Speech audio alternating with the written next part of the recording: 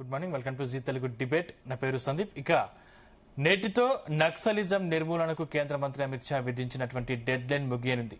Naxalism దాదాపు అంతమైందని లోక్సభలో కేంద్ర మంత్రి అమిత్ షా ప్రకటించారు. సమాజంలో అన్యాయాలకు పరిష్కార మార్గాలు రాజ్యాంగంలో ఉన్నాయని, ఆయుధాలు చేపట్టడంపై సరైన మార్గం కాదని చెప్పారు. అంతేకాదు, కాంగ్రెస్ సుదీర్ఘకాలం అధికారంలో ఉన్న నక్సల్స్ ప్రభావిత ప్రాంతాల్లో అభివృద్ధి ఎందుకు సాధించలేదని ప్రశ్నించారు. పేదరికం వల్ల నక్సలిజం విస్తరించలేదని, వామపక్ష తీవ్రవాదమే ఈ ప్రాంతమంతటిని ఏళ్ల తరబడి పేదరికంలో ఉంచిందని ఆరోపించారు. మరోవైపు తెలంగాణ డీజీపీ మిగిలిన 6 మావోయిస్టులు లొంగిపోవాలని సూచించారు. ఇదే అంశంపై వాళ్ళ డిబేట్లో చర్చిద్దాం. డిబేట్లో మనతో పాటు పాల్గొంటున్నారు మస్తాన్ రావు గారు, అనలిస్టు, అదేవిధంగా ప్రొఫెసర్ మురళీ మనోహర్ గారు, అదేవిధంగా దత్తాత్రేయ గారు బీఆర్ఎస్ నుంచి, డాక్టర్ శ్రీధర్ గారు బీజేపీ స్టేట్ మీడియా ప్యానలిస్టు, అదేవిధంగా అంతే రైట్. ముందుగా మస్తాన్ రావు గారు, గుడ్ మార్నింగ్. మీ వాయిస్ అన్మ్యూట్ చేసి మాట్లాడరా? వినిపిస్తుంది సార్, ఓకేనా? Right sir. సార్, మొత్తం మీద ఈరోజు డెడ్ లైన్ విధించింది కేంద్ర ప్రభుత్వం. మార్చి 31లోగా నక్సలిజాన్ని ఖచ్చితంగా అంతం చేస్తామని ఇప్పటికే అమిత్ షా ప్రకటించినటువంటి నేపథ్యంలో నిజంగా ఆ నక్సలిజాన్ని నిర్మూలించే అవకాశాలు ఉన్నాయా? అంటే నిర్మూలన సాధ్యమే అంటారా? Good morning sir. Zee Telugu ప్రేక్షకులకు, ప్యానెల్లో ఉన్న పెద్దలకు, మీకు కూడా.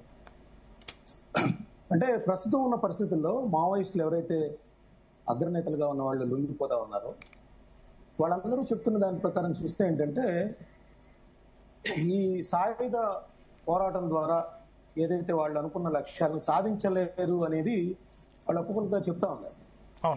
నిన్న ఇక్కడ చెల్లూరు నారాయణరావు గారిని మన ఆంధ్రప్రదేశ్ లో లొంగిపోయినప్పుడు ఆయన చెప్పింది కూడా మనం వింటే కనుక, అంటే వాస్తవ పరిస్థితులకు అనుగుణంగా మావోయిస్ట్ సిద్ధాంతాలు అప్డేట్ కాలేదనేది ఆయన చెప్పిన సారాంశం. సో శివధర్ రెడ్డి గారు ఎదుట తెలంగాణలో లొంగిపోయిన అగ్రనేతలు కూడా తాము డెమోక్రటిక్ అంటే ప్రజాస్వామ్య పద్ధతుల్లోనే వస్తామనేది వాళ్ళు ప్రకటించిన పరిస్థితి. అంటే టోటల్ గా చూస్తే ఏంటంటే, కేంద్ర ప్రభుత్వం రెండు అంటే నయానా భయానా అంటారు. అంటే వాళ్ళని ఏరివేత కార్యక్రమం ఏదైతే అభివృద్ధికి సంబంధించి ఒక పక్కన దృష్టి సారిస్తూనే గిరిజన ప్రాంతాల్లో ఏదైతే అక్కడ అన్యాయాలకు గురవుతున్నారో, మరోవైపు ఎవరైతే ఈ ఆయుధాలు పట్టుకొని వాళ్ళంతా చట్టానికి వ్యతిరేకంగా పోరాటాలు చేస్తా ఉన్నారో వాళ్ళని ఏరివేయటం, ఈ రెండు సత్ఫలితాలు ఇచ్చినట్టుగా మనం గత 2 సంవత్సరాలుగా జరుగుతున్న మన లొంగుబాట్లు కావచ్చు, ఎన్కౌంటర్లు కావచ్చు, ఇవన్నీ చూసినప్పుడు అనిపిస్తా ఉన్నాం. అయితే ఏంటంటే టోటల్ గా చూస్తే 1967లో ఏదైతే ఈ సాయుధ రైతాంగ పోరాటం ద్వారా ఈ నక్సలిజం అనేది నెలకొల్పబడిందో, వారు ఇన్ని దశాబ్దాలుగా వారు అనుకున్న లక్ష్యాలను చేరుకోలేనిదే చెప్పారు. ఎందుకంటే వాళ్ళ సిద్ధాంతం ఏంటంటే, సాయుధ పోరాటాల ద్వారానే ఈ బూర్జువా పార్టీలు కానీ ఈ ప్రజాస్వామ్యం అంతా బూటకం, దీనివల్ల సామాన్య ప్రజలకు, పేదలకు కూడా ఎక్కడ న్యాయం జరగలేదు అనేది జరగబోదనేది కూడా వాళ్ళ సిద్ధాంతం. కానీ వాళ్ళ సిద్ధాంతాలు ఎప్పుడు కూడా కాలం చెల్లినిగా మారిపోయినాయి అనేది వాళ్ళ అగ్రనేతలు లొంగిపోయిన వాళ్ళే చెప్తారు. ఇప్పుడు మనకి అమిత్ షా గారు మార్చి 29, 2025లో ప్రకటించారు. ఏంటి? నక్సల్ రహిత భారతదేశాన్ని స్థాపించాలనే దిశగా మేము అడుగులు వేస్తున్నాం. దానికి చూసినట్టయితే మనకి ఆపరేషన్ ప్రహార్ కానీ, ఆపరేషన్ తగార్ కానీ, ఆపరేషన్ బ్లాక్ ఫారెస్ట్ కానీ, మన కర్రిగుట్ట ఏదైతే తెలంగాణ సరిహద్దులో చేపట్టారో, అదేవిధంగా ఛత్తీస్గఢ్ కానీ, జార్ఖండ్ కానీ, తెలంగాణ, ఆంధ్రప్రదేశ్, ఇవి పశ్చిమ బెంగాల్ తర్వాత ఎక్కడైతే పశ్చిమ బెంగాల్లో ఇది స్థాపింపబడిందో ఆ తర్వాత ఈ అన్ని రాష్ట్రాలకు కూడా విస్తరించిన పరిస్థితి కూడా ఇక్కడ మనం చూడాలి. ఎందుకంటే రెడ్ కారిడార్ అనేది ఏర్పాటు చేసిన పరిస్థితి. అదేవిధంగా మనకి నక్సలైట్లకు వ్యతిరేకంగా సల్వాజుడు అనే సంస్థను కూడా నెలకొల్పి గిరిజన ప్రాంత ప్రజల ద్వారా నక్సల్స్ మీద తిరుగుబాటు జరిపిన మన సందర్భాలను కూడా మనం ఇక్కడ ఉదాహరించాలి. అయితే టోటల్ గా చూస్తే ఏంటంటే, మన 2024 నుంచి కూడా మావోయిస్ట్ ఉద్యమం బాగా దెబ్బతింటున్న పరిస్థితి. ఎందుకంటే అప్పటి నుంచి కూడా మార్చి 2024, ఏప్రిల్ కానీ, 2025లో కానీ, ఏప్రిల్, నవంబర్, ఇట్లా మేజర్ ఎన్కౌంటర్స్ అన్ని కూడా ఛత్తీస్గఢ్ కానీ, లేకపోతే బస్తర్ కానీ, బీజాపూర్ కానీ, లేకపోతే ఆంధ్రప్రదేశ్ మన జరిగిన హిడ్మా చనిపోయిన పరిస్థితి కూడా. సార్ వినిపిస్తుందా? చెప్పండి, వినిపిస్తుంది మస్తాన్ గారు. సో ఇవన్నీ చూసినప్పుడు ఏంటంటే, వాళ్ళు వందల వేల సంఖ్యలో కూడా మావోయిస్టులు ఎన్కౌంటర్ లో మృతి చెందిన పరిస్థితి, దాదాపు అదే స్థాయిలో కూడా లొంగిపోతున్న పరిస్థితి కూడా. ఇప్పుడు నిన్న ఆంధ్రప్రదేశ్ డీజీపీ హరీష్ కుమార్ గుప్తా గారు ఆంధ్రప్రదేశ్ ని నక్సల్ రహిత రాష్ట్రంగా ప్రకటించారు నిన్న. అదేవిధంగా కొద్ది రోజుల క్రితం బీహార్ ని కూడా నక్సల్ రహిత రాష్ట్రంగా ప్రకటించారు. మన తెలంగాణ విషయానికి వస్తే ఇంకా 7 నుంచి ఇంకా కొంతమంది లొంగిపోవాల్సి ఉంది అనేది కూడా నిన్న తెలంగాణ రాష్ట్ర పోలీస్ శాఖ కూడా ప్రకటించిన పరిస్థితి. ఇప్పుడు మామూలుగా చిన్న తుపాకీలతో ప్రారంభమైన ఈ విప్లవ ఉద్యమం ఎస్ఎల్ఆర్లు కానీ, రాకెట్ లాంచర్లు కానీ, అదేవిధంగా మిషన్ గన్స్ కానీ, ఇట్లా ఇంత దూరం ప్రయాణించి ఈరోజు దెబ్బతిన్న పరిస్థితిని చూస్తే సాయుధ పోరాటాలు ఎప్పుడు కూడా ప్రజల్లో మనజాలవు. అవి కొంతవరకు న్యాయం చేయడానికి ఉపయోగపడినాయి అనేది కూడా కొన్ని మనం చెప్పాలి. ఎందుకంటే గిరిజన ప్రాంతాల్లో దోపిడీ కావచ్చు, లేకపోతే రాజకీయ నాయకులు మైన్స్ కానీ ఈ విషయాల్లో ఎంత దోపిడీ చేస్తూ ఉంటారు, స్థానిక గిరిజనుల్ని ఏ విధంగా అన్యాయానికి గురి చేసి వాళ్ళని హతమారుస్తూ ఉంటారు, అక్కడ నిధులను కానీ వనరులను కానీ ఏ విధంగా దోసుకుంటారనే విషయాల్లో కొంత నక్సలైట్లు కొంత విజయం సాధించారు. అయితే ఆ తర్వాత కాలంలో ఏంటంటే నక్సలైట్ కూడా అమాయకులైన పోలీసుల్ని చంపేయటం, ఆ తర్వాత ప్రజలను కూడా పోలీసులు ఇన్ఫార్మర్ల పేర్లు హత్య చేయించడం, ఇవన్నీ కూడా మనం ఈ చరిత్రలో చూడాల్సిన అంశం. అయితే అమిత్ షా గారు చెప్తున్న దాని ప్రకారం ఏంటంటే దాదాపు 2014 నుంచి 2024 వరకు 11,503 జాతీయ రహదారుల్ని గిరిజన ప్రాంతాల్లో మీదుగా నిర్మించారు. అదేవిధంగా 20,000 కిలోమీటర్లు గ్రామీణ ప్రాంతాలు, ఏదైతే గిరిజన ప్రాంతాల్లో ఇప్పటి వరకు అసలు కరెంట్ కానీ వాటిని ఇక్కడ మనం చూసాం. అక్కడ మన ఆంధ్రప్రదేశ్ విషయానికి వస్తే ఏదైతే ఏజెన్సీ ప్రాంతం అరకులోయ ఆ ప్రాంతం ఉందో, అరకు కానీ ఇవన్నీ అక్కడ కూడా ఇప్పుడు పవన్ కళ్యాణ్ గారు చాలా ఇటీవల కాలంలో కొన్ని కోట్ల రూపాయలు, 100 కోట్ల రూపాయలతో రోడ్లు నిర్మిస్తున్న పరిస్థితి. సో ఇవన్నీ కూడా కొంత సత్ఫలితాలను ఇచ్చినట్టుగా అనిపించవచ్చు. కానీ ఇంకా గ్రామీణ ప్రాంతాల్లో దోపిడీ మాత్రం కొనసాగుతూ ఉంది. ఎందుకంటే నేను కొంతమంది పోలీస్ అధికారులతో మాట్లాడినప్పుడు కొన్ని ప్రాంతాల్లో నక్సలైట్లు ఉంటేనే కొన్ని సత్ఫలితాలు అనేది వస్తాయి. ఎందుకంటే రాజకీయ నాయకులు ఏ విధంగా బరితెగించి చేస్తా ఉంటారనేది కూడా ఇప్పటికి కూడా కొంతమంది పోలీస్ అధికారులు కూడా అంటూ ఉంటారు. కానీ రాజకీయ నాయకుల్లో కూడా మార్పులు రావాలి. గిరిజనులు కానీ లేదా ఆ ప్రాంత ఎవరైతే వెనకబాటు తనాన్ని ఆధారంగా చేసుకొని దోపిడీ సాగిస్తూ ఉంటారో వాళ్ళలో కూడా మార్పులు వచ్చినప్పుడు ఇట్లాంటి తిరుగుబాటు స్వభావం అనేది అంతరించిపోయింది. అయితే ప్రజాస్వామ్యంలో ఏంటంటే అధికారం మాటున ఈ దోపిడీ అనేది ఇంకా కొనసాగుతా ఉంది. అయితే నక్సలైట్ల సిద్ధాంతం ఏదైతే ఉందో హింసాత్మక పోరాటాల ద్వారా వాళ్ళు ప్రజాస్వామ్య పద్ధతుల్లో ఆచరణ సాధ్యం కాని విధంగా ముందుకు వెళ్తున్నారు. అందువల్ల అది అంతరించిపోయినట్టుగా కనిపిస్తా ఉంది. ప్రస్తుతం చూసినట్లయితే అమిత్ షా గారు చెప్పినట్లుగా ఈ ఆపరేషన్ కగారుతో దాదాపు మావోయిస్టు సిద్ధాంతం కానీ మావోయిస్టు ఉద్యమం కానీ దాదాపు 99% అంటే ఇంకా 1 or 2% ఉండొచ్చు అంతరించిపోయింది అనేది కూడా చెప్పాల్సిన అవసరం ఉంది. రైట్ మురళీ మనోహర్ గారు, గుడ్ మార్నింగ్. గుడ్ మార్నింగ్ అండి. సార్, అసలు కొన్ని దశాబ్దాలుగా కూడా రిక్రూట్మెంట్ జరగలేదు, యువత ముందుకు వెళ్ళలేదు, అంటే యువత ఆసక్తి చూపలేదు. ఇవి కూడా లొంగిపోవడానికి ప్రధాన కారణంగా కొంతమంది చెప్తున్న పరిస్థితి. సో మొత్తం మీద ఇక్కడ నక్సలిజం తగ్గింది అనడానికి అసలు టర్నింగ్ పాయింట్ ఏంటి అంటారు? నమస్తే అండి, మిగతా మిత్రులకు అందరికి నమస్తే. నేను ఇది ప్రపంచ పరిస్థితులన్నీ మారిపోతున్న ఈ రోజుల్లో ఇంకా ఆయుధంతో ఏదో సాధిస్తాం అనేది ఇది ఒక తప్పుడు సిద్ధాంతము, తప్పు మార్గం పట్టాము అనేది ఇప్పుడు వారు చెప్పినట్టుగా సీనియర్ నక్సలైట్స్ వీళ్ళు కూడా ఒప్పుకుంటున్నారు.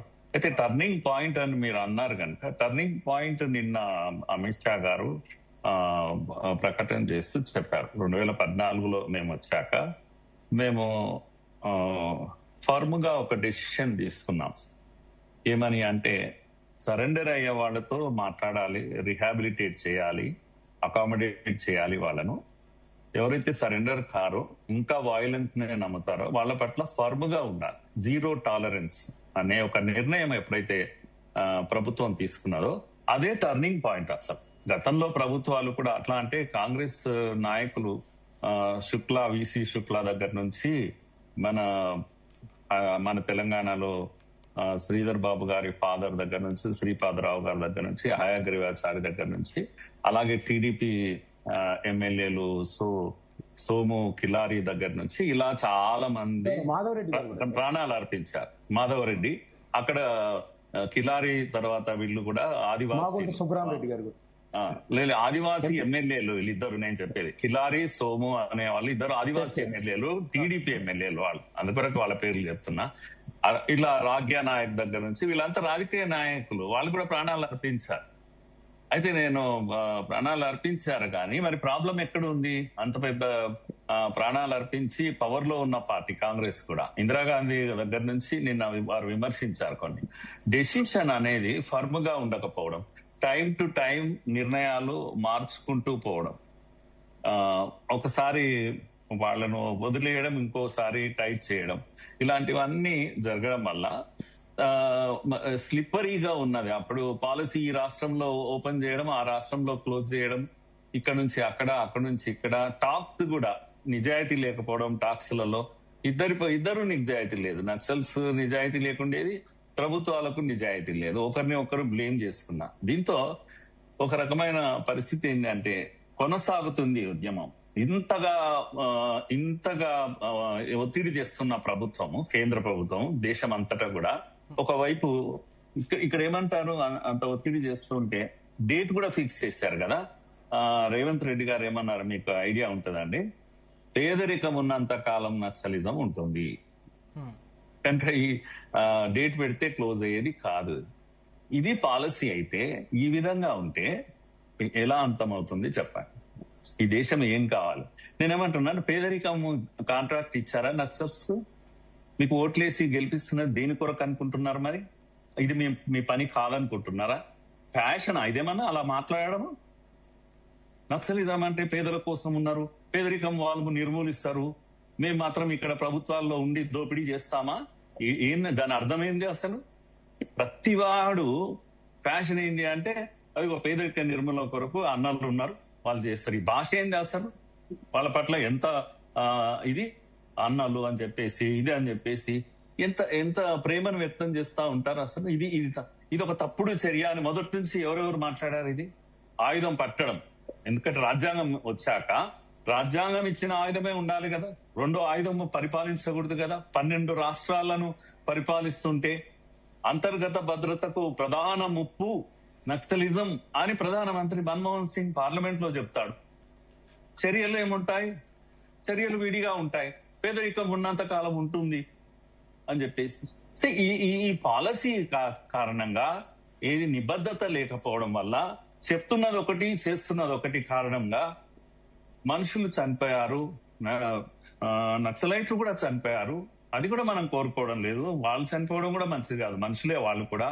ఆదివాసీలు ప్రాణాలు పోయినాయి, కామన్ మ్యాన్ ప్రాణాలు పోయినాయి. పోలీసులు అయితే చెప్పకూడదండి. ఈ రోజు మనం ఈ ప్రకటన సందర్భంగా ఇంత గొప్ప దేశంలో జరుగుతున్న ఈ గొప్ప కార్యం కారణంగా మనం అందరం గుర్తు చేసుకోవాలి. ఎస్పీ వ్యాస్ ఎక్కడ స్టేడియంలో పరిగెత్తు ఉన్నటువంటి ఒక పోలీస్ అధికారి, ఉన్నతాధికారి కళ్ళ ముందు చంపేస్తే దిక్కు లేదు, దివానం లేదు. పోలీసులు భయపడ్డారు ఈ రాష్ట్రంలో. మా పని కాదు ఇదిరా నాయన, వీళ్ళ జోలికి పోకూడదు అనేటువంటి ఒక పరిస్థితి వచ్చేసింది. ఉమేష్ చంద్ర ఎంత గొప్ప పోలీస్ అధికారి, పరదేశీ నాయుడు, తన పోలీసులు చనిపోయారు, ల్యాండ్ మైన్ పెడితే అంటే ఎగిరి పడ్డ శవాలు ఆ రోజులో చూసి తాను తన పోలీసుల కోరం పరిగెత్తుకుంటూ వెళ్ళాడు జీప్ వేసుకొని. అలా వస్తాడని చెప్పి ల్యాండ్ మైన్ పెట్టి లేపేశారు. డ్యూటీ మైండెడ్ పోలీస్ ఆఫీసర్స్ వీళ్ళంతా కూడా ప్రాణాలు అర్పించారు. ఎవరి కొరకు అండి వాళ్ళ ప్రాణాలు? కామన్ మ్యాన్ కొరకు కదా, మన కొరకు కదా వాళ్ళు ప్రాణాలు అర్పించింది. కనుక ఈ త్యాగాలు చాలా గొప్ప త్యాగాలు. పోలీస్ ఆఫీసర్స్ మన ప్రజల కొరకు, కామన్ మ్యాన్ సెక్యూరిటీ కోసము ఎంతమంది సిఆర్పై జవాన్లు, వాళ్ళ పేర్లు లేవు మన దగ్గర. కనుక ఇది మీరు అన్నది టర్నింగ్ పాయింట్ ఏది అంటే ఇదిగో ఈ నిర్ణయమే. ఏది ఏమైనా నక్సల్ ఫ్రీ దేశంగా, మావోయిస్ట్ ఫ్రీ దేశంగా దీన్ని మార్చాలి అనే సంకల్పం ఎప్పుడైతే మోడీ ప్రభుత్వం తీసుకున్నదో అది టర్నింగ్ పాయింట్. అది ఆ తర్వాతనే రిజల్ట్స్ రావడం మొదలుపెట్టింది. అయితే ఇక్కడ చేసిన పొరపాటు జరగకుండా చేస్తున్నటువంటి ఇంతమంది వారు చెప్పారు కదా, చాలా బాగా చెప్పారు. రెండు రకాలుగా, ఒకవైపు ఏమో ఆయుధం ధరించిన వాళ్ళ పైన ఒత్తిడి తీసుకొచ్చే ప్రయత్నం చేశారు, వాళ్ళని నిర్మూలించే ప్రయత్నం చేశారు. ఆ విధంగా ఏదైతే అంబూజ్మడ్ అని అంటారు, అంటే మనిషి దూరని కారడుగులు అని అంటారు, ఎప్పుడు ఇంతవరకు మనుషులు పోలేదు. అలాంటి ప్లేస్లకు ఆర్మీ జవాన్లు మెల్లమెల్లగా వెళ్ళిపోయారు. వాళ్ళ మూలాల దగ్గరికి వెళ్ళిపోయారు. కర్రగుట్టెలు ఇవన్నీ కూడా వెళ్ళిపోయారు, తెగించి వెళ్ళారు వాళ్ళంతా కూడా. అది ఒక్కటే చేయలేదు. డేట్ పెట్టి చంపుతారా అని కొందరు వాదించారు. డేట్ పెట్టింది చంపడానికి కాదు, డేట్ పెట్టింది ఏదైనా ప్రభుత్వము డేట్స్ పెట్టుకొని పనులు చేయాలి. డేట్ పెట్టడమే పాపం అన్నట్టుగా మాట్లాడారు కొందరు. డేట్ ఇప్పుడు ఎందుకు మీరు ఇన్ని 60 ఏళ్ల నుంచి మరి వారు అన్నారు కదా 75 ఏళ్ళు 50-60 ఏళ్ళు ఎందుకు కొనసాగింది అంటే మీకు ఒక డేట్ లేదు, నిశ్చితమైనటువంటి ఒక ఇది లేదు, టార్గెట్ లేదు. మొత్తం అంతమైంది అనుకోవచ్చా, లేకపోతే మళ్ళీ వివిధ రూపాల్లో రూపాంతరం చెందే అవకాశాలు కూడా ఉంటాయా? ఆయుధం లేకుండా ఏ రూపం తీసుకున్నా పర్వాలేదండి, అలాగే జరుగుతుంది. అంటే వచ్చే ప్రభుత్వాలు కూడా ఆయుధాలు కలిగిన వాళ్ళను నిర్మూలించే పని కనుక పెట్టుకుంటే, ఆయుధాలు కలిగిన వాడు ఎవడైనా సరే, అంటే నక్సలిస్టే కాదు, మావోయిస్టే కాదు, ఇంకెవడైనా సరే ఆయుధం పట్టుకున్న వాడిని ఈ దేశంలో ఆర్మీ పోలీసులు తప్ప ఇంకెవ్వడికి ఆయుధం పట్టడానికి వీల్లేదు. నువ్వు ఏదైనా ఉండని, సమస్య ఎంత పెద్దదైనా డెమోక్రసీలో ప్రజలు ఉన్నారు, ప్రజలు నమ్ముకోవాలి, ప్రజలను ఒప్పించాలి. పెద్ద పెద్ద ఉద్యమాలు ప్రభుత్వాలు మారవో అని ఏమైంది, ఫామ్ లాస్ ఏమైంది? నేను మోడీ ప్రభుత్వం చాలా బలమైన ప్రభుత్వం అనుకున్నారు కదా, ఎక్కడ బలం ఉంది? ప్రజల ముందర ఎవడి బలం కాదు. నిలబడాలి, ప్రజలు నిలబడాలి, మీరు ఆయుధాలు పట్టుకొని ఇద్దరు నిలబడడం కాదు. కనుక తప్పకుండా నేనేమంటున్నా అంటే సాయుధ పోరాటం నిర్మూలన జరిగింది. సిద్ధాంతం ఉండవచ్చు, చెప్పండి ప్రజలకు, చెప్పండి. నిజంగా మంచి సిద్ధాంతం అయితే సాయుధం లేకుండా, ఆయుధం లేకుండా ప్రజల్లోకి వెళ్తే తప్పు కాదు, పార్టీ పెట్టినా తప్పు కాదు. ప్రజాస్వామ్యంలో పాల్గొంటే ఇంకా గొప్పది. ఎన్నికల్లో పాల్గొంటే ఎన్నికల సంస్కరణలు కూడా కావాలి. అంతా బాగుందని నేను అనడం లేదు డెమోక్రసీలో. ఇవన్నీ మనం ఆలోచించాల్సిన విషయం. రోజులు మారాయండి. ప్రజలు, యువత కూడా డెవలప్మెంట్ కోరుకుంటున్నారు. ఇంకా అమాయకంగా అడవులలో వెళ్ళి అలా బిక్కును బ్రతకాలని వాళ్ళకు కూడా ఏమీ లేదు. మారిన ఈ పరిస్థితుల్లో తప్పకుండా నిరాయుధం చేసేయాలి. ఈ దేశంలో తప్పకుండా రక్తపాతానికి తావులేదు. బ్యాలెట్ ను, ఓటును మాత్రమే నమ్ముకునే రాజకీయాలు ఉంటే బాగుంటుంది అని. రైట్ రైట్ దత్తాత్రేయ గారు, గుడ్ మార్నింగ్. గుడ్ మార్నింగ్ అండి సందీప్ గారు. 10,000 మందికి పైగా లొంగిపోయారు, దాదాపు 1,000 మంది హతమయ్యారు. సో కేంద్ర ప్రభుత్వం తీసుకున్నటువంటి ఈ నిర్ణయంపై మీ అభిప్రాయం ఏంటి? ఖచ్చితంగా మోడర్నైజ్డ్ సొసైటీలో మావోయిజం అనేటువంటిది ఇప్పుడున్న పరిస్థితుల్లో అది ఖచ్చితంగా ఈ సమాజానికి సూటబుల్ గా లేదు. అంటే దాని రూపాంతరం మారాల్సిన అవసరం ఉంది. ఎందుకు అంటున్నామంటే మావోయిస్టుల యొక్క పంతాలో చనిపోయినటువంటి వాళ్ళు 2 వర్గాలు, అటు పోలీసులు కావచ్చు, రాజకీయ నాయకులు కావచ్చు, ఆ తపాలో మావోయిస్టులుగా పనిచేస్తున్నటువంటి వాళ్ళు కావచ్చు. కానీ ప్రధానంగా వాళ్ళ డిమాండ్ల కేంద్రంగా ప్రభుత్వాలు చర్చలు జరపాల్సినటువంటి అవసరం ఉంది. వాళ్ళ డిమాండ్స్ ఏమున్నాయని, భూమి అనేటువంటిది అందరికీ సమానంగా పంచాలా, కొన్ని వర్గాల చేతుల్లోనే 1000 ఎకరాల భూమి ఎందుకు కేంద్రీకృతమై ఉంది, అట్లాగే పేద వర్గాలలో ఉన్నటువంటి వాళ్లకు ఈ కుల నిర్మూలన జరగాల. ప్రొఫెసర్ మురళీ మనోహర్ సార్ నాకు తెలుసు, తను జడ్చర్లలో ఫ్యాకల్టీగా పనిచేసినప్పుడు ఆ మహబూబ్ నగర్ జిల్లాలో అత్యంత 2 గ్లాసుల పద్ధతి ఉంది. ఇప్పటికి కూడా ఎస్సీలు కానీ, ఎస్టీలు కానీ, అగ్రవర్ణాల ఇళ్లకు కానీ, లేకపోతే ఆధిపత్య కులాల ఇళ్లకు వెళ్తే 2 గ్లాసుల్లో ఛాయ పోసి ఇచ్చే పద్ధతి, వాటర్ ఇచ్చే పద్ధతి, కొన్ని వర్గాలకు ప్రత్యేకమైనటువంటి గ్లాస్ పెట్టించేటువంటి పద్ధతులు ఇప్పటికి కూడా ఉన్న మాట వాస్తవం. సో ఇట్లాంటి పరిస్థితులు మారాలి. ఆదివాసీల డిమాండ్స్ చాలా బలమైనటువంటి డిమాండ్స్ ఉన్నాయి కదండి. ఆదివాసీ వర్గాల యొక్క డిమాండ్స్ అవి కేవలం ప్రకటనలకు మాత్రమే పరిమితమైనవి. ఇంతకుముందు విశ్లేషకులు మాట్లాడుతూ చాలా గ్రామీణ ప్రాంతాల్లో, ఆదివాసీ గూడాలలో, తాండాలలో చాలా డెవలప్మెంట్ యాక్టివిటీస్ జరిగినాయి అని అన్నారు. కానీ దాంట్లో భాగంగా ప్రభుత్వాల యొక్క హిడెన్ ఎజెండాలను కూడా మనం మాట్లాడుకోవాల్సినటువంటి అవసరం ఉంది.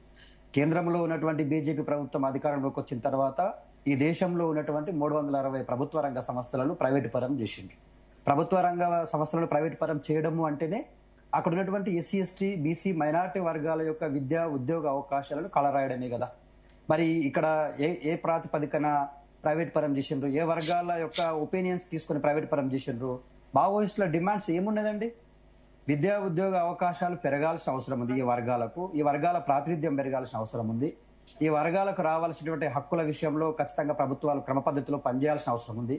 ప్రభుత్వం ఏర్పాటు చేయడం కేవలం కొన్ని వర్గాల ప్రజల కోసమే జరగకూడదు, కొంతమంది వ్యక్తులకే వత్తాసు పలకకూడదు అనేటువంటిది వాళ్ళ డిమాండ్లో భాగంగా ఉంది. అయితే మావోయిస్టులను అడవుల్లో అంతం చేయవచ్చు గాక, అది జరగవచ్చు, ఆయుధాలు లేని మావోయిస్టులను చూడవచ్చు. కానీ నేను కోరుకునేది ఏంటంటే మావోయిస్టుల డిమాండ్స్ ఏవైతే ఉన్నాయో వాళ్ళ డిమాండ్స్ ప్రధానంగా ఏముంది?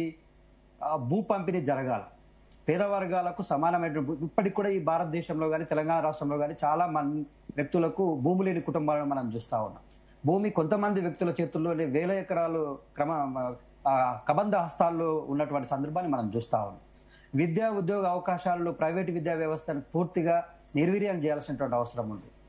విద్యా వ్యవస్థలో 2 రకాల వేరియేషన్స్ ఉన్నాయి. ప్రభుత్వ విద్యకు ఒక రకమైనటువంటి వెసులుబాట్లు ఉన్నాయి. ప్రైవేటు విద్యను పెంచి పోషిస్తున్నటువంటి రాజకీయ వ్యవస్థ ఏదైతుందో దాని నుంచి మార్పులు రావాల్సిన అవసరం ఉంది. దాంతో పాటుగా ఈ కుల నిర్మూలన అనేటువంటిది ఖచ్చితంగా జరగాల్సిన అవసరం ఉంది. ఆర్థిక అసమానతలు లేని సమాజం ఉండాలనేటువంటి డిమాండ్ ప్రధానంగా ఉంది. ఆర్థిక అసమానతలతోనే చాలా మంది పేదవాడుగానే పుత్రులు పేదవాడుగానే చనిపోతా ఉన్నాడు.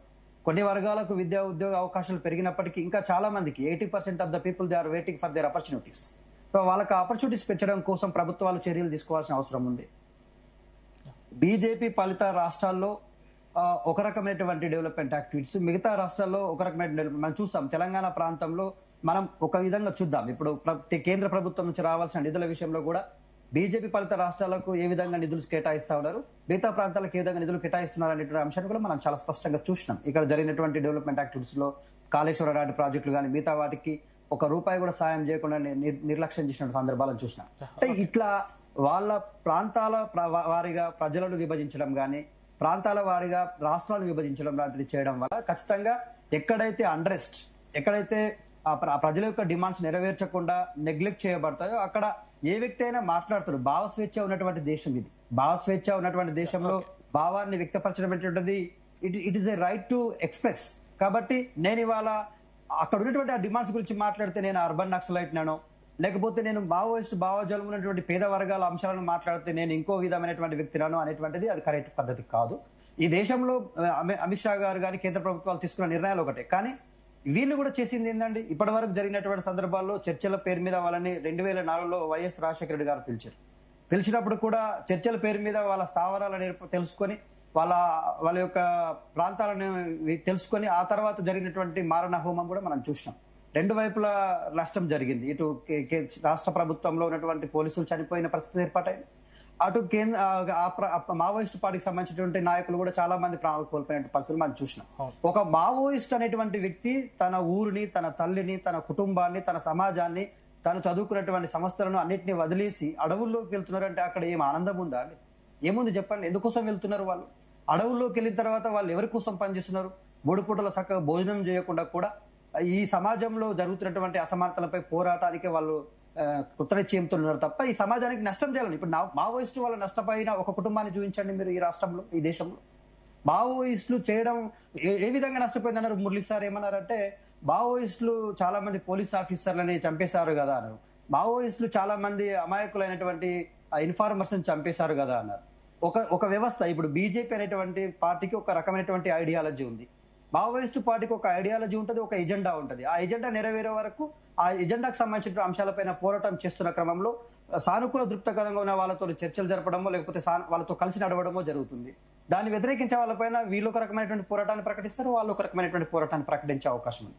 బట్ ఏది ఏమైనా కూడా తెలంగాణ కానీ భారతదేశం కానీ మావోయిస్టు రహిత దేశంగా ఉండాల్సినటువంటి అవసరం ఉన్న పరిస్థితుల్లో ఇప్పుడు ఎందుకంటే ఏఐ టెక్నాలజీ వచ్చింది, చాలా డెవలప్మెంట్ యాక్టివిటీ జరుగుతూ ఉన్నాయి. వాళ్ళు అడవుల్లో స్వేచ్ఛగా ఉండలేని పరిస్థితిలో ఉంది. కాబట్టి ప్రజాస్వామ్య పద్ధతిలో ప్రజల మధ్యలోకి వచ్చి అదే సమస్యల పైన ప్రజాస్వామ్యబద్ధంగా ప్రజా పోరాటాలకు నాంది బలికి వాళ్ళు ఒక ప్రధానమైనటువంటి డిమాండ్ పెట్టారు. మావోయిస్టు పార్టీని రాజకీయ పార్టీగా గుర్తించండి అనేటువంటి ఒక డిమాండ్ చాలా సందర్భాలను చూస్తాం. దేవ్జీ ఇంటర్వ్యూలో కానీ మొన్న సంగ్రామ్ అలియాస్ మల్లారెడ్డి గారి ఇంటర్వ్యూలో కానీ నేను చాలా స్పష్టంగా చూసిన. వాళ్ళు ఏమంటున్నారంటే మేము లొంగిపోయామని అనేటువంటి మాట అవాస్తవం. మేము దొరికిపోయాం, ఎందుకంటే మాకు ఇప్పుడు ఉన్నటువంటి పరిస్థితుల్లో మా బలం తగ్గిపోయింది. ఆ అడవుల్లో ఉన్నటువంటి ప్రాంతాల్లో మాకు పరిస్థితులు బాగాలేవు, ఆరోగ్య సమస్యలు, వయసు రీత్యా ఉన్నటువంటి సమస్యల వల్ల ఏది ఏమైనా కూడా వాళ్ళు రావడం మంచిదే. ప్రాణాలతో బయటకు రావడం వల్ల వాళ్ళ పోరాటానికి ఇంకో కొన్ని రోజులు ఎక్కువ వాళ్ళు సమాజం మధ్యలోకి వచ్చి పోరాటేటువంటి అవకాశం ఉంటుంది. మహిళలపైన దాడులు జరుగుతూ ఉన్నాయి. మరి మహిళలపైన దాడులు జరుగుతున్న వాళ్ళ శిక్షల విషయంలో వాళ్ళ జన్మత వచ్చినటువంటి కులాన్ని బట్టి మతాన్ని బట్టి శిక్షలు విధిస్తున్న సందర్భాలు చూస్తాం. ఇక్కడే హజీపూర్ లో 7-8 మంది ఆడపిల్లలని బావిలోకి తీసుకెళ్లి చంపిన శ్రీనివాసరెడ్డికి ఇప్పటికీ పందికొక్కులాగా పెంచి పోషిస్తూనే ఉన్నారు. ప్రవీణ్ రెడ్డి అనేటువంటి వ్యక్తి వరంగల్ జిల్లాలో 9 నెలల పసికందుని అతి కిరాతకంగా తల్లి పొత్తిలో నుంచి తీసుకుపోయి చంపేసిన సందర్భాలు చూసాం. అలాంటి వ్యక్తులకు శిక్షలు వేయడంలో ప్రభుత్వాలకు చేతులు రావడం లేదు. వాళ్ళని కాపాడేటువంటి ప్రయత్నాలు చేస్తా ఉన్నారు. కానీ పేద వర్గాలకు సంబంధించిన వ్యక్తులు చేసిన తప్పు చేసిండో చేయలేదో శిక్ష వేషిస్తూనే ఉన్నారు ప్రజా తీర్పుల్లో. మొన్న చూసాం కదా మనం చాలా సందర్భాల్లో కొన్ని చట్టాలు కూడా వస్తున్నాయి, ప్రత్యేకమైన చట్టాలు వాళ్ళ కోసం. నేను ఏమంటున్నా అంటే దేశంలో చట్టం అందరికి సమానమవుతున్నప్పుడు, ప్రభుత్వాలు అందరికి సమానమవుతున్నప్పుడు కొంతమందికి మాత్రము సొంత తల్లి ప్రేమని, కొంతమందికి మాత్రం సగటు తల్లి ప్రేమని చూస్తున్నప్పుడు ఖచ్చితంగా ప్రశ్నించే గొంతుల సంఖ్య పెరుగుతూనే ఉంటుంది. ప్రభుత్వాలపై తిరుగుబాటు రూపం మారొచ్చు. అడవుల్లోకి వెళ్ళి పోరాటం చేసేదానికంటే ప్రజల మధ్య ఉండే కూడా, ఇప్పుడు ఉస్మానియా యూనివర్సిటీ లాంటి యూనివర్సిటీ ఉంది. ఇక్కడ 3 రకాల భావజాలతో విద్యార్థులు పోరాటం చేసిండ్రు. జార్జ్ రెడ్డి నుంచి మొదలుకొట్టి నేటి వరకు కూడా చాలా ఉద్యమాలు జరుగుతున్నాయి. ఇవాళ కుల నిర్మూలన ఉద్యమాలు జరుగుతూ ఉన్నాయి. అట్లాగే విద్యార్థుల సమస్యలపైన పోరాటాలు జరుగుతూ ఉన్నాయి. ఎక్కడో గర్భగుడిలో ఆసిఫ్ అనేటువంటి ఆడపిల్ల మీద అఘాయిత్యం జరిగితే ఉస్మాన్ ఇన్స్టిట్యూట్ లో రౌండ్ టేబుల్ సమావేశాలు జరుగుతూ ఉన్నాయి. సో మణిపూర్ లో మంటల్లో మహిళలు కాలిపోతా ఉంటే ఉస్మాన్ యూనివర్సిటీలో రౌండ్ టేబుల్ సమావేశాలు పెట్టి చర్చలు చేస్తా ఉన్నారు. దేశం అన్ని రాష్ట్రాలు ఒకే తిరిగా లేవు కదండి. అన్ని రాష్ట్రాల్లో ఒకే రకమైన సమస్యలు కూడా లేవు కదా. ఇవాళ ఈ దేశంలో చాలా సమస్యలు ఇంకా పెండింగ్ లోనే ఉన్నాయి. ఇంకా పరిష్కరించేటువంటి మార్గంలో కూడా లేవు, పరిగణలోకి తీసుకునే పరిస్థితిలో కూడా లేవు కదా. ఎందుకు ఇవాళ ఈ దేశంలో భూమి పంపకాలు ఎందుకు జరగట్లేదు? ఎందుకు ఆర్థిక అసమానతలు? పొలిటికల్ ఆపర్చునిటీ చెప్పండి. ఇప్పుడు ఉమెన్ రిజర్వేషన్స్ కోసం ఇన్ని సంవత్సరాలు కొట్లాడితే నెక్స్ట్ జరగబోయే పార్లమెంట్ ఎన్నికల్లో ఉమెన్స్ రిజర్వేషన్ వస్తారట. మరి వాటి బోటు బీసీస్ అండి, ఇప్పటి వరకు కూడా బీసీలకు చట్టసభలో వెళ్ళలేని పరిస్థితిలో ఉన్నాయి కదా. అప్పర్ కాస్ట్ వాళ్ళతో పోరాటం చేయాల్సినటువంటి పరిస్థితి ఉంది కదా. సో ఇట్లా చాలా సంస్కరణలు చేయాల్సిన అవసరం ఉంది. ఒకటి కాదు, వాటన్నిటి గురించి మాట్లాడితే వీళ్ళు పెట్టే పేర్లు వేరేది ఏమైనా కావచ్చేమో కానీ ప్రశ్నించే తత్వం అయితే మారదు కదా. ప్రశ్నించే వాళ్ళు ఉన్నంత వరకు ఖచ్చితంగా ఆ రూపంలో మావోయిస్టుల ఐడియాలజీ బతికే ఉంటుంది అనేది నా ఒపీనియన్. రైట్, శ్రీధర్ గారు good morning. Good morning Sandeep గారు. సో ఏం చెప్తారు మొత్తం మీద ఈ రోజు కేంద్ర ప్రభుత్వం ఏదో ఒకటి చెప్పబోతుంది, అంటే పూర్తిగా నిర్మూలించిందా లేదా అనేది ఈ రోజు క్లారిటీ వచ్చే అవకాశం ఉంది. సో మీరేం చెప్తారు? ముందుగా అమిత్ షా గారు నిన్న ప్రకటించినటువంటి విధంగా భారతదేశ ప్రజలందరూ కూడా బీజేపీ ప్రభుత్వానికి కృతజ్ఞత తెలియజేయాలి. ఎందుకంటే దశాబ్దాలుగా ఉన్నటువంటి జాడ్యం ఏదైతుందో ఇది ఒక పెద్ద సమస్యగా ఉంటుంది. నక్సలిజం అనేది 4 దశాబ్దాలుగా పట్టి పీడించింది. వీళ్ళు మొదలుపెట్టినటువంటి ఉద్దేశాలు మంచివే. అణగారిన వర్గాల కోసము, వనవాసి జాతుల కోసము వీళ్ళు వాళ్ళకి న్యాయం జరగాలి, హక్కులు కావాలని చెప్పి మొదలుపెట్టారు. అయితే అది రూపం మారి పోలీసులతో గొడవపడము, రాజకీయ నాయకులను టార్గెట్ చేసుకోవడము, సామాన్యులను టార్గెట్ చేసుకోవడం అంటూ ఇంటర్నల్ సెక్యూరిటీ విషయంగా మారిపోయింది. అంతర్గత భద్రతకు సంబంధించినటువంటి విషయంగా మారింది. అమిత్ షా గారు కఠినమైనటువంటి నిర్ణయం తీసుకుని ఒక డెడ్ లైన్ పెట్టారు. డెడ్ లైన్ పెట్టింది కేవలం ఎవరిను వాళ్ళు తుపాకీ పెట్టారు కాబట్టి వాళ్ళని తుపాకీతో చంపాలని కాదు, చర్చల ద్వారా ఆహ్వానించడానికి, పునరావాసం కల్పిస్తాము, మీరు సెటిల్ అవుతామంటే మిమ్మల్ని సెటిల్ చేస్తాము. ఇందాక వారు అడిగారు డిమాండ్స్ ఉన్నాయి, ఇంకా చాలా రకాల వాయిసెస్ ఉంటాయి, వాటన్నిటికీ పరిష్కారాలు కావాలి. వాటన్నిటి కూడా ఏ రకమైనటువంటి వాళ్ళ డిమాండ్స్ కావచ్చు, వాళ్ళ వాయిస్ ఏదైతే ఉందో ఆ వాయిస్ వినడానికి, వాటికి పరిష్కారం చూపించడానికే ఈ ఆపరేషన్ కగా. చనిపోయింది ఎవరంటే వాళ్ళు అగ్రెసివ్ గా వచ్చినప్పుడు, వీళ్ళు డిఫెన్స్ మోడ్ లో ఉన్నప్పుడు జరిగినటువంటి వాళ్ళు చనిపోయారు. కానీ అంటే చర్చలు ఎప్పుడు కూడా సఫలం కాలేదు. గతంలో రాజశేఖర రెడ్డి హయాంలో కూడా నక్సలెట్లను పిలిచి మాట్లాడితే అప్పుడు కూడా సఫలం కాని పరిస్థితి, విఫలమైన పరిస్థితి. మళ్ళీ నక్సలెట్లు అడవిలోకి వెళ్ళిన పరిస్థితి ఇప్పుడు సఫలం అయ్యాయి కాబట్టి వాళ్ళు లొంగిపోయారు. వాళ్ళందరూ కూడా పెద్ద పెద్ద నాయకులు వచ్చేసి వాలంటరీగా నవ్వుతాడు. మనం విజువల్స్ కనిపిస్తున్నాయి ఎదురుగా, వాళ్ళు హ్యాపీగా నవ్వుతూ లొంగిపోతున్నారు. సార్ ఇప్పుడు ప్రభుత్వం పైన పూర్తి స్థాయిలో సఫలం కాలేదు, గత్యంతరం లేని పరిస్థితుల్లో లొంగిపోతున్నారు. గత్యంతరం లేని పరిస్థితి కాదు, ఆల్టర్నేట్ లేదంటే వాళ్ళు ఎంచుకున్నటువంటి మార్గం ఆ విధంగా ఉంది. డెడ్ ఎండ్కి వెళ్ళిపోయారు వాళ్ళు. వాళ్ళు ఎంచుకున్నటువంటి మార్గంలో అక్కడ ముందుకు వెళ్ళడానికి ఏం లేదు. ఒకవైపు ప్రభుత్వం ఏమో చిత్తశుద్ధితోని గిరిజన ప్రాంతాలను, వనవాసి ప్రాంతాన్ని అభివృద్ధి చేయాలని చెప్పేసి ఏకలవ్య పాఠశాలను, సింగిల్ టీచర్ స్కూల్స్ పెడుతూ అక్కడ వాటర్ ప్రాజెక్ట్స్ అయితేనేమి డెవలప్మెంట్ యాక్టివిటీస్ చేసుకుంటూ వెళ్తుంది. ప్రజలకు దగ్గరైంది ప్రభుత్వం. నక్సలైట్లు దూరం అయ్యారు ప్రజలకు. కాబట్టి దీన్ని గమనించాలా. అక్కడ వాళ్ళు వెళ్ళేటువంటి మార్గము అయిపోయింది. కాబట్టి వాళ్ళకు కూడా ఒక మంచి అవకాశం ఇద్దామని చెప్పేసి ఉద్దేశంతో అమిత్ షా గారు ఒక మంచి వేదికను ఏర్పాటు చేశారు. దాన్ని సద్వినియోగపరుచుకున్నారు నక్సలైట్లు. దీనికి వాళ్ళని అప్రిషియేట్ చేయాలి. అయితే వాయిస్ రైజ్ చేస్తాము, ఇంకా మేము మాట్లాడతాము, డిమాండ్స్ పెడతామంటే డెఫినెట్ గా they are having equal rights. Definite గా వాళ్ళు ఏ సందర్భంలో అయినా కూడా, ఎప్పుడైనా కూడా ప్రభుత్వంతో చర్చించడానికి కావచ్చు, ప్రజలను చైతన్యపరచడం కోసం కావచ్చు. ఇందాక అన్నారు వారు 360 ప్రభుత్వ రంగ సంస్థలు మూసేశారు అని చెప్పేసి. అసలు గవర్నమెంట్ అంటే ప్రభుత్వ రంగ సంస్థలు స్థాపించి ఉద్యోగాలు ఇవ్వడం కాదనేటువంటిది దాన్ని గమనించాలి. ఏ ప్రభుత్వం అనేది సంస్థ ప్రారంభించి దాంట్లో ఉద్యోగాలు ఇచ్చి వాడు ఉద్యోగం సరిగ్గా చేయకపోయినా కూడా దాన్ని నష్టాలు భరిస్తుండడం కాదు ప్రభుత్వం అంటే. ప్రభుత్వం అంటే ఇన్ఫ్రాస్ట్రక్చర్ డెవలప్ చేస్తూ, స్కిల్ డెవలప్మెంట్ ఎంకరేజ్ చేస్తూ, సొంతంగా పరిశ్రమలు పెట్టుకునే విధంగా ఎంకరేజ్ చేయడము, అటువంటి వాతావరణం కల్పించడం ప్రభుత్వం యొక్క ఉద్దేశం. ఈరోజు దేశంలో చూస్తున్నాము, ఏ మారుమూల ప్రాంతంలో తయారైనటువంటి ఒక వస్తువు అయినా కూడా ఇంకో ప్రాంతానికి వెళ్ళడానికి చాలా సులభమైనటువంటి మార్గం ఉంది. ఈ రకమైనటువంటి ఒక ఫెసిలిటేట్ చేయడం ప్రభుత్వం యొక్క బాధ్యత. గవర్నమెంట్, ముఖ్యంగా Bharatiya Janata party India government 2014లో వచ్చినప్పటి నుంచి కూడా ప్రధానమైనటువంటి ఫోకస్ ఏంటంటే ప్రజలు సొంతంగా వాళ్ళు బ్రతికే విధంగా వాళ్ళకు ఒక ఇన్ఫ్రాస్ట్రక్చర్ కావచ్చు, ఒక స్కిల్ డెవలప్మెంట్ కావచ్చు, ఒక లోన్ ఎంకరేజ్మెంట్ కావచ్చు, ఒక మార్కెటింగ్ స్ట్రాటజీస్ కావచ్చు, ఒక ప్రోడక్ట్ ను ఎలా ప్రొడ్యూస్ చేయాలి, ఎలా మార్కెట్ చేయాలి, ఎలా సెల్ఫ్ సస్టైనింగ్ అనేటువంటి దానిపైన ఆధారపడు ఆ రకంగా మోటివేట్ చేస్తున్నారు ప్రజలు. కాబట్టి దీన్ని అర్థం చేసుకోవాలి. ఇంకా ప్రభుత్వాలు మాకు ప్రభుత్వ సంస్థలు పెట్టాలి, మమ్మల్ని కూర్చోబెట్టి ఉద్యోగాలు ఇవ్వాలి, మమ్మల్ని కూర్చోబెట్టి జీతాలు ఇవ్వాలి, మేము యూనియన్లు పెట్టేసి ఆ సంస్థని వెనక్కి లాగాలి, దాని నష్టాల్లో చూపించాలి, మళ్ళీ ప్రభుత్వం దగ్గర డిమాండ్లు పెట్టాలి, ఆ సంస్థ బాగా నడవాలని ఆ పర్సెప్షన్ మారాలి. ప్రభుత్వం యొక్క బాధ్యత అది కాదు. ప్రభుత్వం యొక్క బాధ్యత జనాలకు ఫెసిలిటేట్ చేయడము, వాళ్ళని మోటివేట్ చేయడము, వాళ్ళకి హెల్ప్ చేయడము, వాళ్ళని సక్సెస్ఫుల్ ఎంటర్ప్రైనర్ గా తీర్చిదిద్దడం. కాబట్టి దీన్ని గమనించాలి. ఈ రకంగా ముందుకు వెళ్తోంది ప్రభుత్వం. నక్సలిజం అనేది అయిపోయింది. మీరు ఆ పదాన్ని వాడకపోతే మీకే మంచిది. ఎందుకంటే నక్సలిజం అనేటువంటి పదాన్ని, మీరు మావోయిజం పదాన్ని వాడినంత కాలం కూడా మీరు చేసినటువంటి దుర్మార్గాలన్నీ గుర్తుకొస్తాయి. మీరు మంచి ఏం చేశారో చెప్పండి. 4 దశాబ్దాలుగా మీరు సాధించినటువంటి విజయం చెప్పండి. ఒక్కటి చెప్పగలుగుతారా? ఒక్క విజయం చెప్పగలుగుతారా? ఒక్క గిరిజనుడికి ఏమైనా సహాయం చేయగలిగారా? ప్రాణాలు పోగొట్టారు.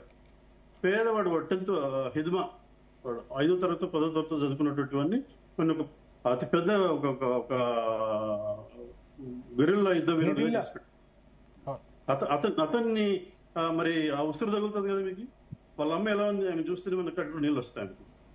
మరి ఈరోజు స్టూడియోలో కూర్చొని హైదరాబాద్ లో కూర్చున్నటువంటి వాళ్ళ అమ్మవారిని వాళ్ళు చూపించవచ్చు కదా వాళ్ళు.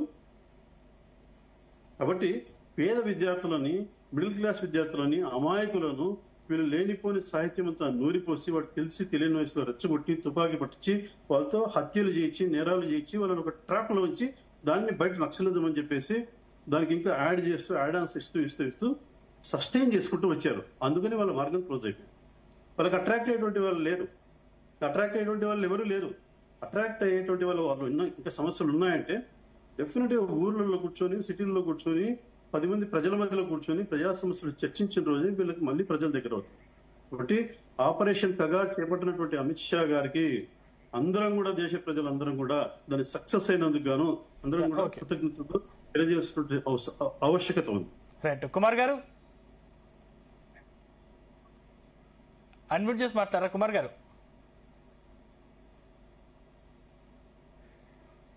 ఓకే సార్, అందరికి నమస్కారం సార్. గతంలో నక్సలిజం అనేది ఏర్పడటానికి 5 దశాబ్దాల నుంచి వాళ్ళు పోరాటం చేస్తున్నారు. నిజానికి అక్కడ అప్పటి రోజులంటే విద్యా, ఉద్యోగ, చదువుకున్న మేధావులు దాని గురించి ఎక్కువ పోరాటం జరిగింది. ఆనాడు భూస్వాములు గాని అవలంబిస్తున్న అప్పటి ప్రభుత్వాల వలన చాలా మంది చదువుకున్న మేధావులు నక్సలిజంకి వెళ్ళారు. బాగానే ఉందంతా. కానీ ఇప్పుడున్న పరిస్థితిలో మోడీ గారు కానీ, మహారాష్ట్రలో ఉన్నటువంటి గౌరవ ముఖ్యమంత్రి చంద్రబాబు నాయుడు గారు కానీ విద్యా, ఉద్యోగ అవకాశాలలో ఎన్నో అవకాశాలు కల్పిస్తూ యువకులకి స్కిల్ డెవలప్మెంట్ పేరుతో ఎన్నో అవకాశాలు కల్పించి నేడు నక్సలిజం అనే ఆలోచనని కాదు, విప్లవాలకు దూరంగా ఉండటానికి ఎన్నో పథకాలు ప్రవేశపెట్టడం కూడా జరిగింది. అయితే నక్సలిజం అనేది ఆనాడు కరెక్ట్ అయినప్పటికీ ఇప్పుడైతే అది సమాజానికి చాలా మంచిది కాదని నా యొక్క భావన. ముఖ్యంగా ఏంటంటే ఈ రోజున సెంట్రల్ గవర్నమెంట్ నుంచి PNGP లోన్స్ కానీ, చదువుకున్న వారికి ఉద్యోగ అవకాశాలు కానీ, జాబ్ క్యాలెండర్ ఈరోజు నిన్న మా లోకేష్ గారు కూడా జాబ్ క్యాలెండర్ విడుదల చేయడం జరిగింది. చదువుకున్న వారికి ఎన్ని రకాలుగా మనం కావాలన్నా చేయడానికి ప్రభుత్వాలు ముందుకు వచ్చినాయి. ఒకవేళ ఉద్యోగం చేయలేని పక్షంలో ప్రైవేటు రంగాల్లో కూడా ఉద్యోగాలు, విద్యా, ఉద్యోగ అవకాశాల్లో కూడా ప్రతి ఒక్క విషయంలో కూడా మనకి చేయడం జరిగింది.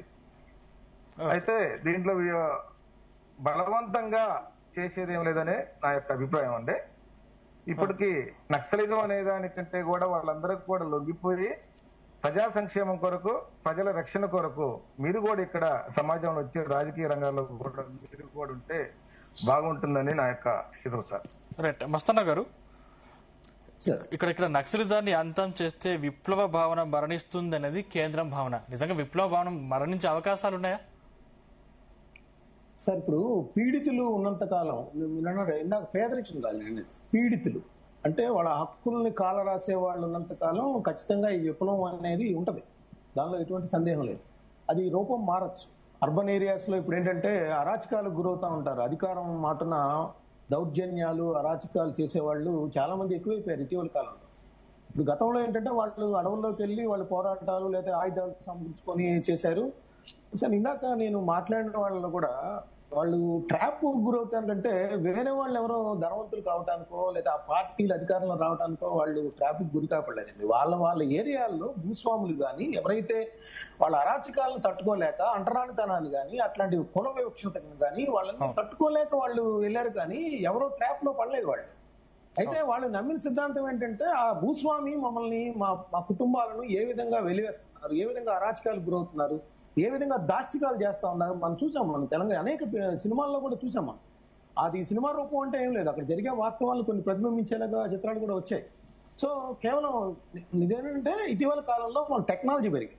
అడవుల్లో కానీ ఎక్కడైనా డ్రోన్ టెక్నాలజీ కానీ లేదంటే రకరకాలుగా ఉంది. వాళ్ళ ఆనుపాలను తెలుసుకోవడానికి వీలైన పరిస్థితులు ఇప్పుడు వచ్చాయి. గతంలో లేవు అవి. నక్సలైట్ల ప్రాంతాలు అనేది కూడా మీరు అన్నారు దండకారణ్యాలు కానీ లేదంటే అసలు కాకులు దొరని కారణాలు గతంలో అలాంటి వాటిల్లో కూడా వాళ్ళు జీవించేవాళ్ళు. పాపం వాళ్ళు విశ్వసత్వాల మధ్యన వాళ్ళు అక్కడ జీవితాలన్నీ కూడా వెళ్ళబుచ్చేవాళ్ళు. అయితే ఇటీవల కాలంలో ఏంటంటే ఒక స్వార్థపరత్వం కూడా పెరిగింది. సమాజం కోసం ఇంత త్యాగాలు చేస్తుంటే మమ్మల్ని గుర్తించే వాళ్ళు ఎవరనేది చాలా మంది నక్సలైట్లు లొంగిపోయిన వాళ్ళు అన్నారు. మేము ఇట్లాంటి స్వార్థ పరిస్థితుల కోసమా మేము త్యాగాలు చేస్తాంది, మేము చేసిన త్యాగాల ఫలితంగా వచ్చిన వాళ్ళందరూ ఏ విధంగా అనుభవిస్తున్నారు ఇక్కడ ఈ ప్రభుత్వాలు ఏంటి ఇలాగా. ఎందుకంటే దీనిలో ఇందాక సార్ చెప్పినట్టు మురళీ మనోహర్ గారు చెప్పినట్టు అనేక మంది పోలీసులు కావచ్చు లేకపోతే నక్సలైట్లుగా ఉన్న వాళ్ళు కావచ్చు వాళ్ళకి సిద్ధాంతాలు మాత్రమే తెలుసు. ఈ హత్యలు వాటికి పాల్పడాలని వాళ్ళకి ఏం ఉండదు. కానీ వాళ్ళు ఇప్పుడు పోలీసులు ఏంటంటే రాజ్యాంగబద్ధంగా అక్కడ నక్సలిజాన్ని నిర్మూలించాలి కాబట్టి వాళ్ళు వెళ్తారు. అక్కడ వాళ్ళు పెట్టే ల్యాండ్ మైన్స్ కి బలవుతారు.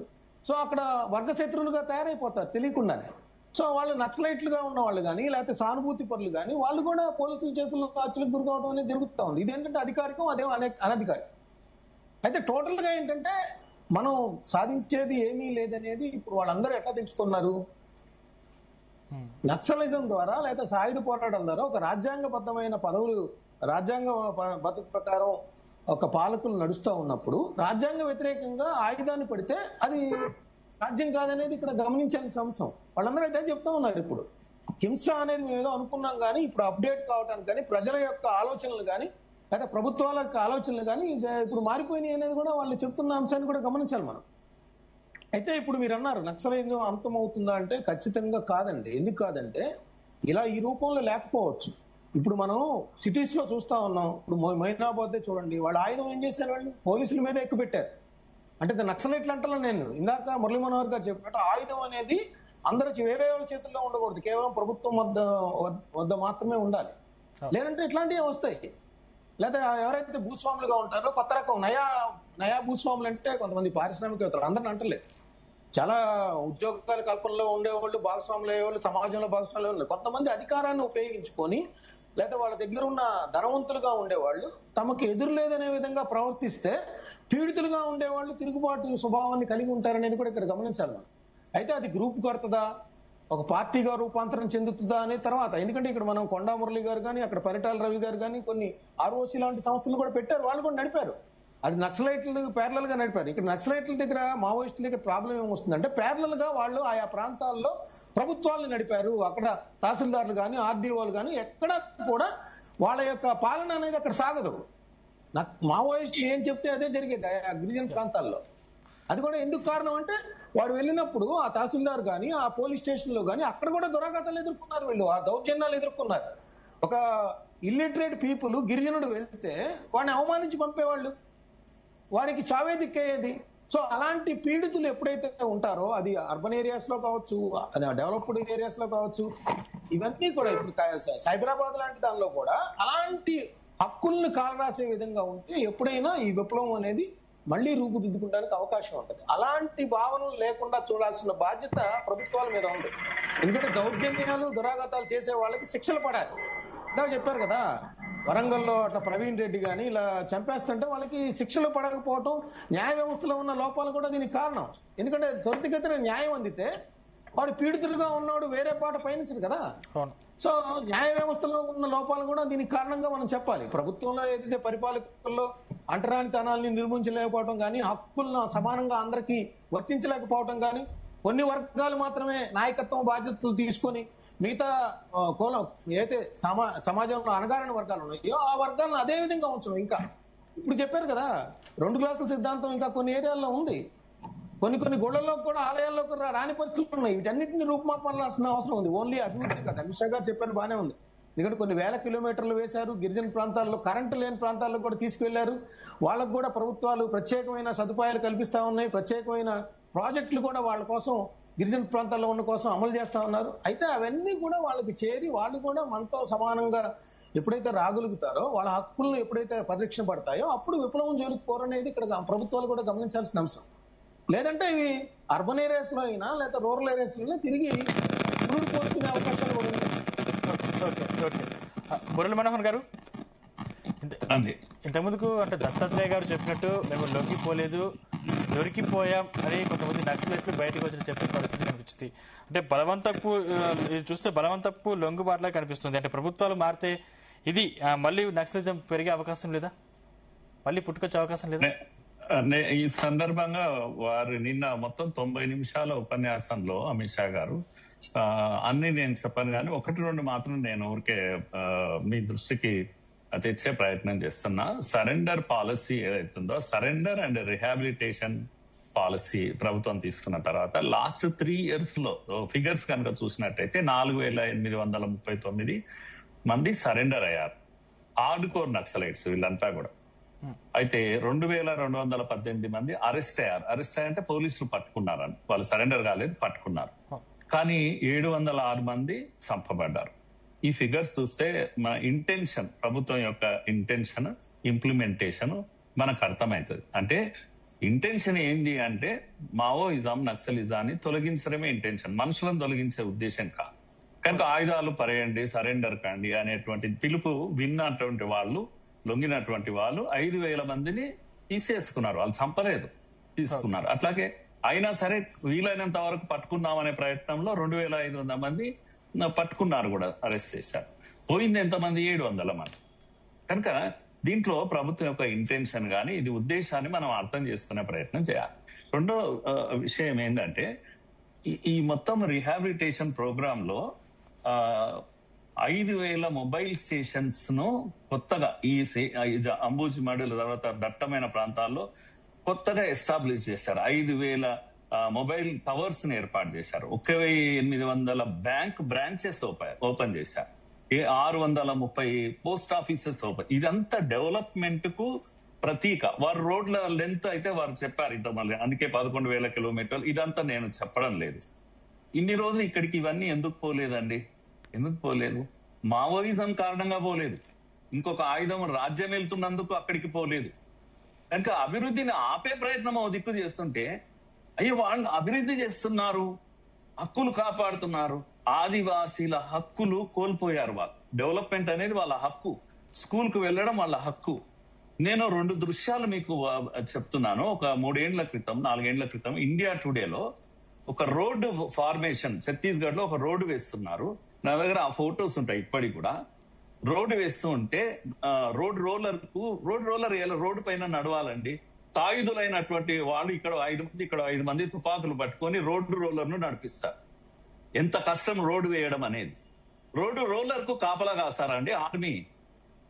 కనుక రోడ్డు రోలర్ తిరగకూడదు అక్కడ. రోడ్డు వేస్తే ప్రాబ్లం అవుతుంది మాకు. కనుక అంతా బాగుంది, నక్సలిజమే చాలా గొప్పది, చాలా త్యాగాలు. ఈ హీరో వర్షిప్ లో కొన్ని పొరపాట్లు ఉన్నాయి. మనం కూడా ఫ్యాక్ట్ ను అర్థం చేసుకోవాలి. రెండోది అర్బన్ నక్సలిజం.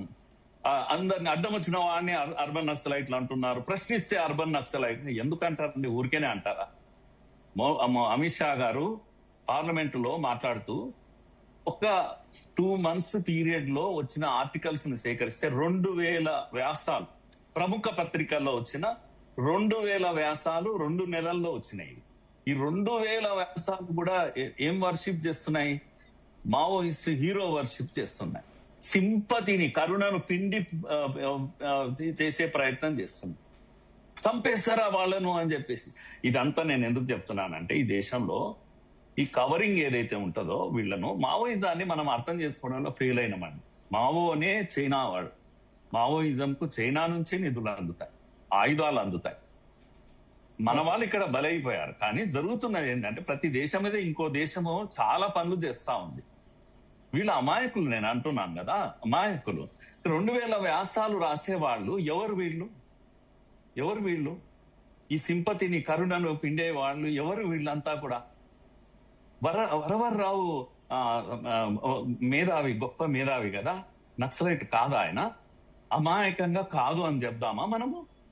కనుక గెరిల్లా పోరాటంలో తుపాకీ పట్టేవాడు ఒక్కడు ఉంటే వాడి రక్షణ కోసము వాడు చాలా గొప్పోడు అని ప్రజల్లో మంచి అభిప్రాయం కల్పించడం కోసం వాడికి మందులు పంపించే దగ్గరికి, వాడికి భోజనం పంపించే దగ్గర నుంచి ఇవన్నీ చేసేటువంటి మనుషులందరూ కూడా అర్బన్ నక్సలైట్లు. ఒక్క తుపాకీ పట్టుకున్న మావోయిస్టు కోసము 100 మంది పనిచేస్తుంటారు. జర్నలిస్ట్ రూపంలో పనిచేస్తుంటారు, ఒక డాక్టర్ రూపంలో పనిచేస్తుంటారు, ఒక మేధావి రూపంలో, ప్రొఫెసర్ రూపంలో పనిచేస్తుంటారు. తుపాకీ పట్టని వాళ్ళంతా మావోయిస్టులు కాదు, ప్రశ్నించే వాళ్ళు, చాలా గొప్పోళ్ళు అని. ఈ ప్రశ్నించే తత్వము భారతీయ తత్వం.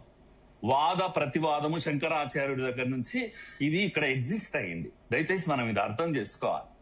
మనకి ఇక్కడ భూమి గుండ్రంగా ఉందంటే కాల్చి పడేసిన సంస్కృతి మనది కాదు. ఇది ఏ శాస్త్రవేత్త, రామాయణ వృక్షం రాసిన మహిళ ఈ రోజు కూడా మన కళ్ళ ముందర ఉంది. భావ ప్రకటన స్వేచ్ఛ, ఈ సంస్కృతి యొక్క ఈ సభ్యత, ఇది భారతదేశం యొక్క సభ్యత ఇది. కనుక ప్రశ్నించే వాళ్ళు గొప్పోళ్ళు. నేను తప్పకుండా నేను వాళ్ళని ఎన్నడూ కూడా డినై చేయను. కానీ ఇంటెంట్ అనేది ఒకటి ఉంటది, మనసులో ఒకటి ఉంటది, బయటికి మాట్లాడేది ఒకటి ఉంటది. వీళ్ళని అర్థం చేసుకోవడంలో మనం ఫెయిల్ అయిపోతాం. కనుక అర్బన్ నక్సలైట్లు అందరూ కాదు, కానీ చాలా మంది అర్బన్ నక్సలైట్లు ఈ కవరింగ్ చేశారు. 60 ఏళ్ళు 70 ఏళ్ళు ఈ ఉద్యమం కొనసాగడానికి హీరో వర్షిప్ చేశారు. అందుకని నేనేమంటున్నా అంటే, ఇప్పటికైనా ఈ యొక్క దోపిడీ ఎవరు కావాలని కోరుకుంటారండి? ప్రజాస్వామ్యంలో లోపాలు ఉన్నాయి కదా, లోపాలు ఉన్నాయి. అందరిది బాధ్యత. ఎవరినో ఒకటి నిందించేస్తే మన పని అయిపోతుంది కాదు ఇది. కనుక దోపిడీ పోవాలంటే పార్లమెంటరీ ప్రజాస్వామ్యమే మనకుంది.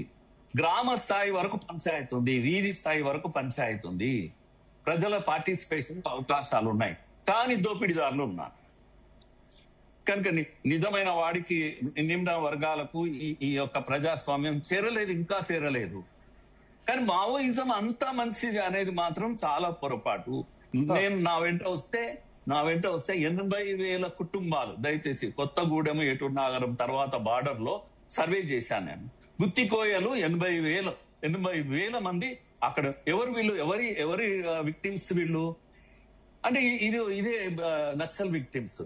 మహేంద్ర కర్మ వెంట ఉన్నటువంటి గుత్తికోయలను ఊచకోత వస్తే ఛత్తీస్గఢ్, జార్ఖండ్ నుంచి పారిపోయి వచ్చి ఇక్కడ బిక్కున బతుకుతున్నారు. కనుక ఆదివాసులకు రక్షణ కాదు, ఆదివాసులకు ప్రమాదం ఉండి ఇక్కడికి వచ్చారు వాళ్ళంతా కూడా. కనుక దీన్ని దయచేసి ఇంకా దీన్ని హీరో వర్షిప్ చేయొద్దు. కానీ ప్రశ్నించే తత్వం కొనసాగాలి. డెమోక్రసీ ఇంకా పర్ఫెక్ట్ కావాలి. చర్చల ద్వారా అన్ని సమస్యలు పరిష్కరించుకోవాలి. ప్రజల మన్నను పొందాలి. ప్రజాస్వామ్యంలో ఉన్న గొప్పతనం ఏంటంటే, నువ్వు ఏదైనా చెప్పి ప్రజల యొక్క మన్నను పొందాలి, ప్రజల యొక్క అభిప్రాయంతో ముందుకెళ్ళాలి. కానీ నేను ఒంటరికి వెళ్తాను తుపాకీ పట్టుకొని అనేది అది సరైన మార్గమే కాదే. దాంట్లో ఎంతో మంది నష్టపోయారు, మంచి వాళ్ళు నష్టపోయారు. డెమోక్రసీని అండర్స్టాండ్ చేసుకోవడంలో మావోయిస్టులు కూడా ఫెయిల్ అయిపోయారు. నిజాయితీగా అన్యాయం చేసిన వాడిని చంపలేదు, ఊరికే తమ సిద్ధాంతాన్ని వ్యతిరేకించిన వాళ్ళ. ఇప్పుడు నేను మాకు సంబంధించి 40 మందిని మేము కోల్పోయాను. నేను నిన్ననే 2 రోజుల క్రితం మా కృష్ణవర్ధన్ రెడ్డి మొదటి హత్య ఉస్మానియా యూనివర్సిటీలో గోల్డ్ మెడలిస్ట్. ఒక్కనాడు తుపాక్ అంటే తెలియదు, బ్లేడ్ అంటే తెలియదు. డి హాస్టల్లో ఉండేవాడు మేరెడ్డి చంద్రారెడ్డి. వీళ్ళందరూ కూడా. నేనేమంటున్నాను, జగన్ అయితే జెండా కోసం జెండా ఎగిరేస్తే ఆపినందుకు చంపేశారు. జెండా నక్సలైట్లు ఆపారు, జెండాను ఎగిరేయడాన్ని ఆపేశారు నక్సలైట్లు. ఆయన పోయి గొడవ పడ్డాడు, జెండాను ఎగిరేశారు. ఎగిరేస్తే కోర్టులో సాక్ష్యం, కోర్టులో పోలీసులు కేసు పెట్టారు, జగన్ పెట్టలేదు. పోలీసులు పెడితే నువ్వు సాక్ష్యం చెప్తే చంపేస్తామన్నారు. కానీ సాక్ష్యం చెప్పాడు కదా, చెప్తే చంపేస్తారా? మరి ఆయన చేతిలో ఆయుధం ఉందా, బ్లేడ్ ఉందా, ఏముంది చెప్పండి? ఇలా ఈ దౌర్జన్యాలు చేయబట్టి ఏమైందంటే ప్రజల్లో విశ్వాసం కోల్పోయారు.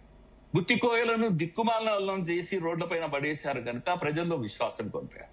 అంత మాత్రాన నేను నక్సలిజం పూర్తిగా చెడిపోయింది, మనుషులందరూ కాదు, చాలా మంది మంచి వాళ్ళు ఉన్నారు. ఇంతకుముందు దత్తు చెప్పాడు కదా, వాళ్ళు తుపాకీ పట్టుకుని అడవులకు వెళ్ళారంటేనే వాళ్ళు త్యాగం చేసినట్టే, పర్సనల్ లైఫ్ త్యాగం చేసినట్టే. కానీ వాళ్ళని గైడ్ చేసిన వాళ్ళు ప్రాపర్ గా గైడ్ చేయడం, వాళ్ళను ఒక వీధి గుండాలాగా పెంచి పోషించడం తప్పు కాదు కదా, తప్పు కదా. ఎవరంటే వాళ్ళు కొడుతుంటే, ఇప్పుడు మొన్న 3 ఏళ్ల క్రితము రాధా అనే అమ్మాయి మెడికల్ ల్యాబ్ టెక్నీషియన్ చేసింది, దళిత పిల్ల. ఆ పిల్ల చిన్న పిల్లని పట్టకపోతే సెంట్రల్ కమిటీకి మెడికల్ సర్వీసెస్ అందిస్తుంది. ఆ అమ్మాయి నువ్వు కేవలం వాళ్ళ అన్నకు తమ్మునికి ఫోన్ చేసింది అని చెప్పేసి డౌట్ వచ్చేసి ఇన్ఫార్మర్ అని చెప్పేసి కాల్చి పడేసి బార్డర్ లో తెచ్చి పడేసిండ్రు, ప్యాంట్ ఉడవికి పడేసిన రోడ్డు మీద. దళిత అమ్మాయి నేను గొడవ చేశాను దీనిపైన. సోమాజిగూడ ప్రెస్ క్లబ్ లో రౌండ్ టేబుల్ పెట్టాం మేము. మావోయిస్టుల అకృత్యాలు చెప్పాలా అంటే ఎన్ని 1, 2 మీరు? నేను చెప్పింది రాగ్య నాయక్ ఇవన్నీ ఎందుకు చెప్పాను? నిమ్న వర్గాలను లేదా సోము కిలారి వీళ్ళెవరు? ఆదివాసీలు జాంతానే, ఎవరు జాంతానే? మా మదిలేటి మా ఒక దళిత పోరడు, ఏది కొల్లాపూర్ సంబంధించిన వాడు, అరే ఇసుక మాఫియాకు వ్యతిరేకంగా పనిచేస్తున్నాడు కాబట్టి నక్సలిజాన్ని వ్యతిరేకించాడు.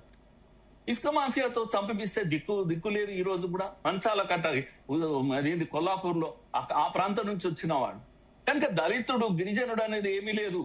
మాకు అడ్డం వస్తే మేము చంపేస్తాం అనేటువంటి ఒక దశ కొనసాగింది. తప్పుదారి పట్టించారు. అంటే ఈ విషయాలు మనం అర్థం చేసుకోవాలి. హీరో వర్షిప్ ఆపేద్దాము. తప్పకుండా వాళ్ళు ప్రజాస్వామ్యంలో పాల్గొనేటట్టుగా మనం కూడా సమర్థిద్దాం ప్రజాస్వామ్యంలో పాల్గొంటే. Right, thank you Mastan Rao garu, Murali Manohar గారు, దత్తాత్రేయ గారు, శ్రీధర్ గారు, కుమార్ గారు. Thank you. చర్చలో మాతో పాటు పాల్గొన్నందుకు ధన్యవాదాలు. మొత్తం మీద ఇవి ఈ రోజు డిబేట్లోని అంశాలు చూస్తున్నానండి. జీ తెలుగు న్యూస్, నిజం నిక్కచ్చిగా.